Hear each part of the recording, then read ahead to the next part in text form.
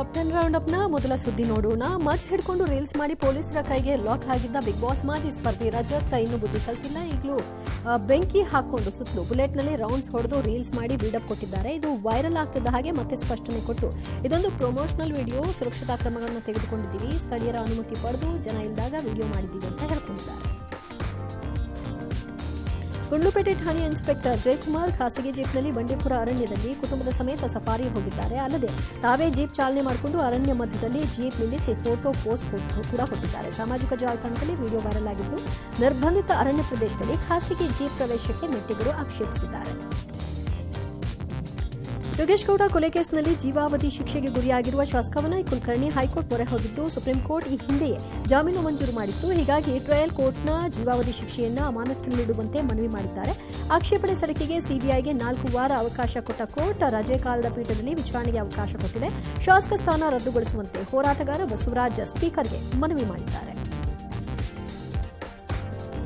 ಅರಿಶಿನ ಮತ್ತು ಅರಿಶಿನ ಬೇರುಗಳಿಗೆ ಸೀಸದ ಅಂಶವನ್ನು ಕಲಬೆರಕೆ ಮಾಡುತ್ತಿದ್ದಾರೆಂಬ ಆಘಾತಕಾರಿ ವಿಚಾರ ಬಯಲಾಗಿದೆ. ರಾಜ್ಯ ಆಹಾರ ಸುರಕ್ಷತೆ ಮತ್ತು ಔಷಧ ನಿಯಂತ್ರಣ ಇಲಾಖೆಯ ದೂರನ್ನು ನೀಡಲಾಗಿದೆ. ಹೀಗಾಗಿ ರಾಜ್ಯಾದ್ಯಂತ ಮಸಾಲೆ ಪುಡಿ, ಅರಿಶಿನ ಪುಡಿ ಟೆಸ್ಟ್ ಅನ್ನು ಮಾಡುವುದಕ್ಕೆ ಇಲಾಖೆ ಆದೇಶ ಮಾಡಿದೆ.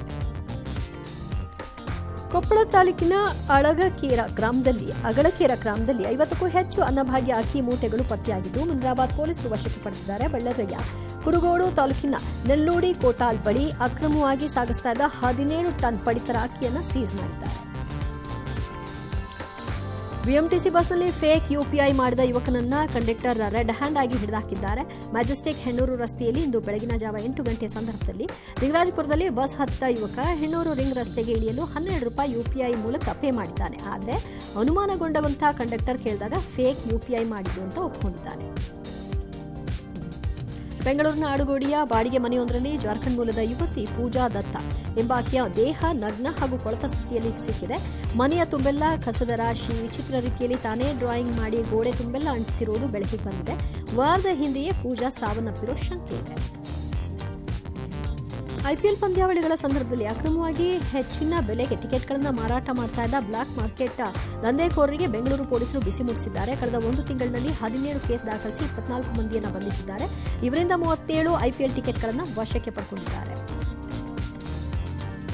ಇಂಡೋನೇಷ್ಯಾದ ಜಕಾರ್ತದಲ್ಲಿನ ವಿಕಾಸಿ ಚಿಮೂರು ರೈಲ್ವೆ ನಿಲ್ದಾಣದಲ್ಲಿ 2 ರೈಲುಗಳು ಮುಖಾಮುಖಿ ಡಿಕ್ಕಿಯಾಗಿದೆ. ಪರಿಣಾಮ 14 ಜನರಿಗೆ ಡೆತ್ ಆಗಿದೆ. 14 ಜನರದ್ದು. ಮಹಿಳೆಯರಿಗೆ ಮೀಸಲಾದ ಬೋಗಿಗೆ ಹೆಚ್ಚು ಹಾನಿಯಾಗಿದ್ದರಿಂದ ಮೃತರಲ್ಲಿ ಬಹುತೇಕರು ಹೆಣ್ಮಕ್ಕಳೇ ಆಗಿದ್ದಾರೆ. 80ಕ್ಕೂ ಹೆಚ್ಚು ಜನರಿಗೆ ಗಾಯವಾಗಿದೆ.